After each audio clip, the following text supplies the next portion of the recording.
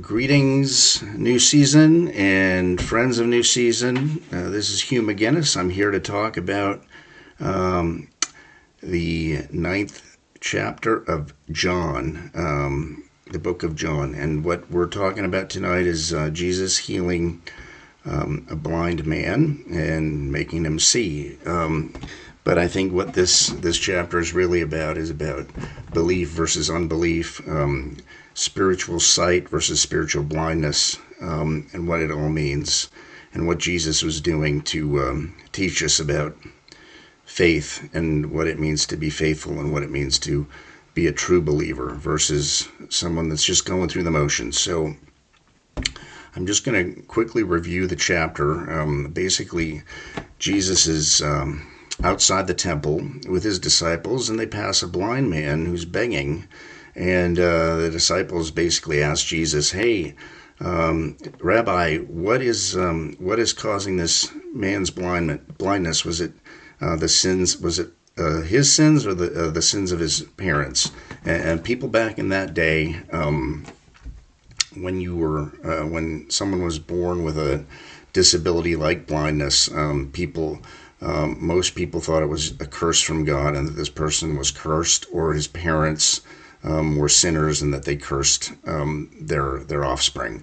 So it was that was the way people thought about it back then. And Jesus was essentially he essentially told them to not think this way. He advised them that that neither the parents nor the man was a sinner. That many people essentially are they are struck with bad luck and with disasters, and they suffer emotionally, and it's none of their faults. I mean, they have no fault, and it's not their responsibility. There are choices that people make in life that bring on bad things, but there are many things that people get stuck with in terms of trauma and emotional pain, and struggles that they have nothing to do with what they've done or their sins. And this is all the points that Jesus was trying to get across here. But essentially what he did after he said these things to his disciples, he spit into the dirt, and he basically made mud out of his saliva and the dirt, and he rubbed the dirt in the eyes of this blind man. And he told the man to go wash off in this pool of Siloam, and so that's what the man did. And he went to the pool and he washed off, and he got his sight, and it was a miracle. And as he was walking back, some of the neighbors that spotted him, and they started saying to themselves, "Who is this man? Is this the man that was begging, the blind man that was begging at the gates of the temple? Who is he?" And they had a debate. The neighbors were talking back and forth. "No, that's not him. That couldn't be him. He's seeing. He can see. Yeah, this other guy was a beggar, and he was blind." And even the man himself said, "Look, this is who I am. Yeah, that's me. My sight was brought back, or it was cured. My blindness was cured." And Jesus did that, and people were aware of Jesus, that he was doing miracles. But the neighbors asked him, "Well, where is this Jesus?" And the man said, "I don't know where he is."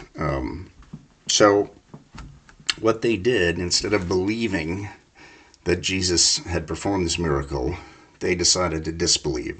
And what they did is that they brought this man to the Pharisees, who were, of course, the religious leaders in town, and they wanted to seek their advice on what happened with this guy, whether Jesus is really a miracle worker and the Son of God, and the Lamb that takes away the sins of the world, or whether he's a prophet, or whether he's just a fake and a phony and a charlatan.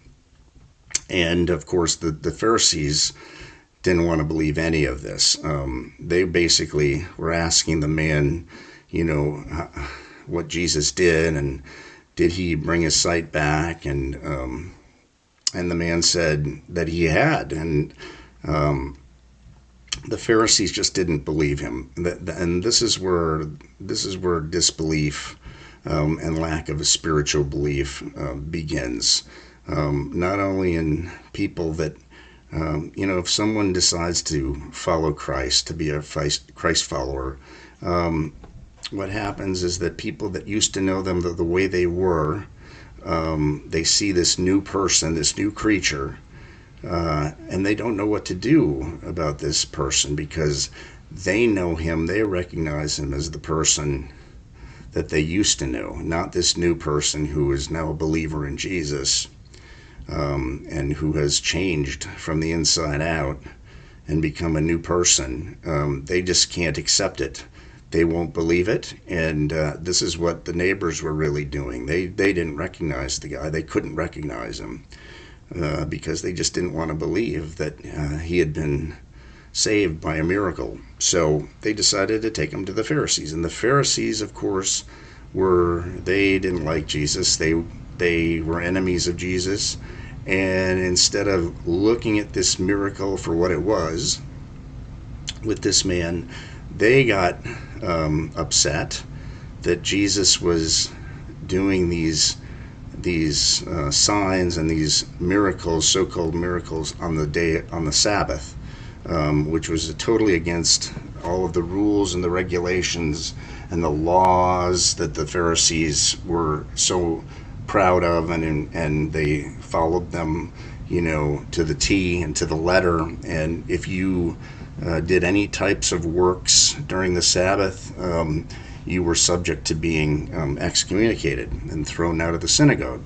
So they were basically grilling this guy and asking him what was Jesus up to and what was he doing, and the man basically said, "Hey, all I can tell you is that I was blind and now I can see." And that's a famous statement that's a part of the Amazing Grace song.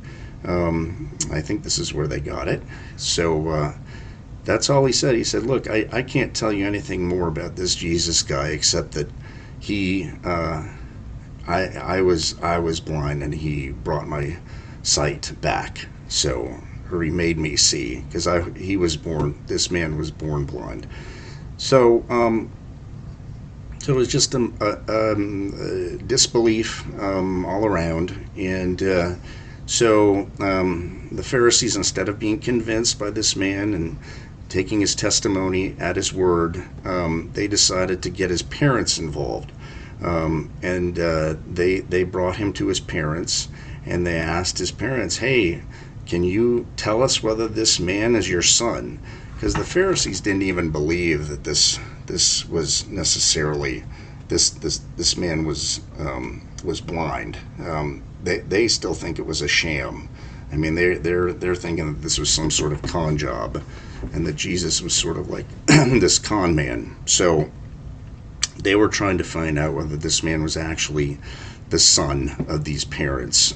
So they were asking the parents whether this was their son, and can they prove that this man was their son, and they basically said, "Yes, he is our son." But as far as how his sight was recovered, all we know is that he was blind, but we don't know how he got his sight, and you should ask him about it.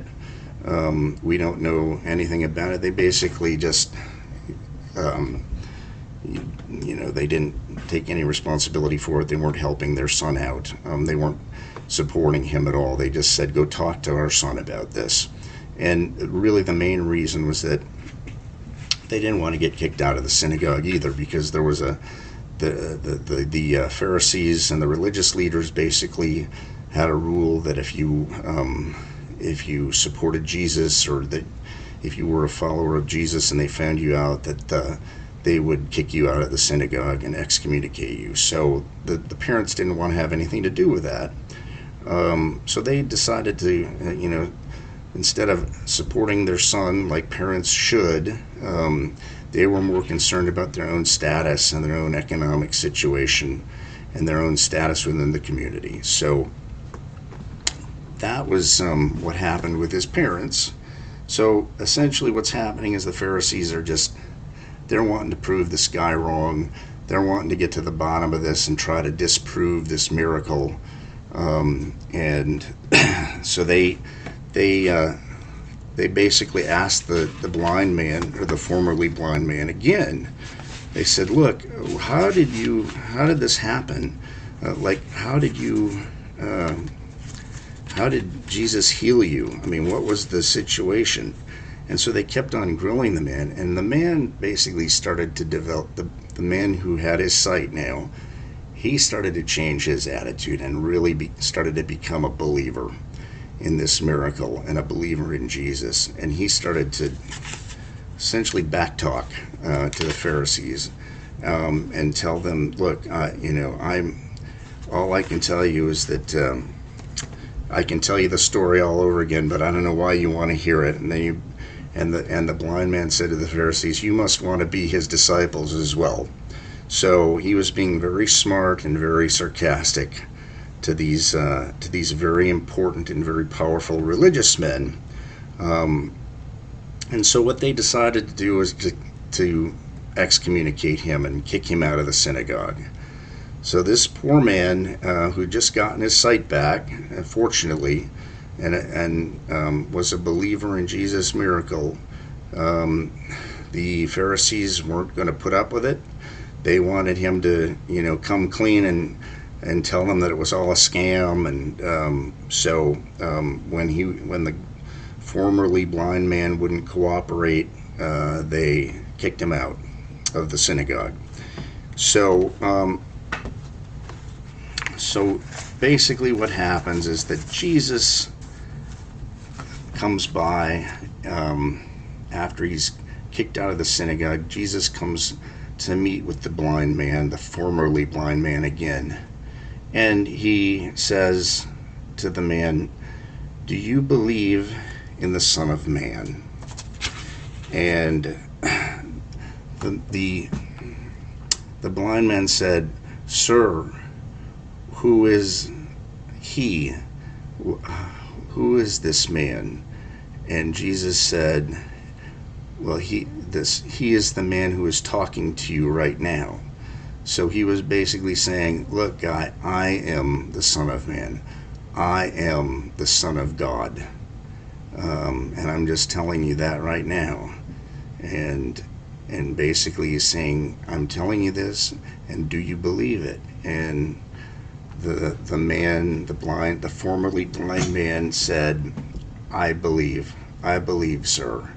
And he worshiped Jesus. So he became a full believer, and he was convinced that Jesus was the Messiah, and that was a very good ending to this story. Now, one thing that Jesus, he had one more thing to say to this man, which I think was probably one of the more important scriptures in this chapter. And basically what he's saying is, for what Jesus said was, "For judgment I came into this world, that those who do not see may see, and those who see may become blind." Now, on first glance, that sounds a little strange. Why would Jesus want anybody who sees to become blind? I mean, I can understand why he'd want someone who doesn't see to see, but the other way around, it just sounds kind of mean. But there's some symbolism behind this. And really what I think he's trying to say here is that that part of his earthly ministry is to separate those who are willing to believe the truth of the gospel from those who are willfully and spiritually blind.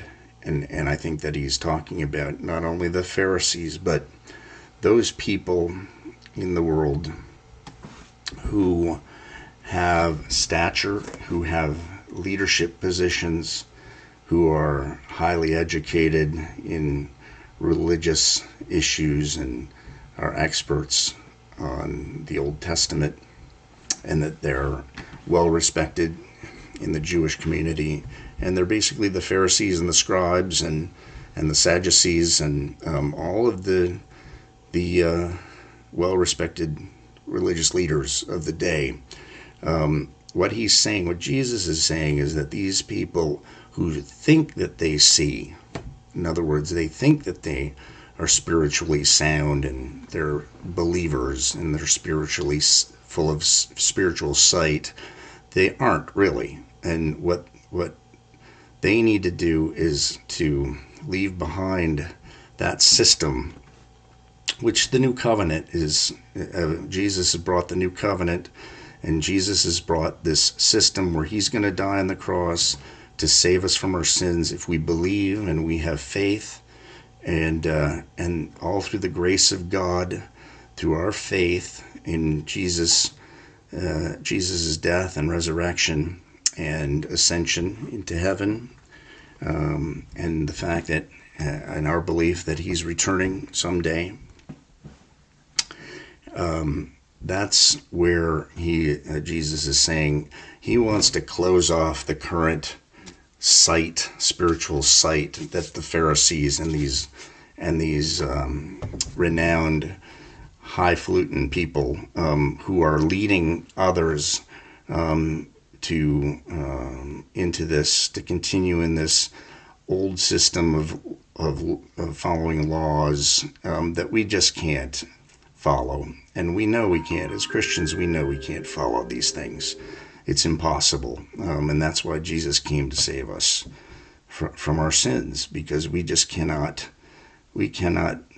even imagine getting close to fulfilling these laws. It's just impossible, because we're human beings. We're a fallen human race. And so this new system Jesus wants to institute, and he wants to make essentially people that see the old system, he wants to make them blind. And that's what I think he's trying to get at. And last but not least, he conveys to the Pharisees that really that those that ought to know better in a spiritual sense will be held more accountable.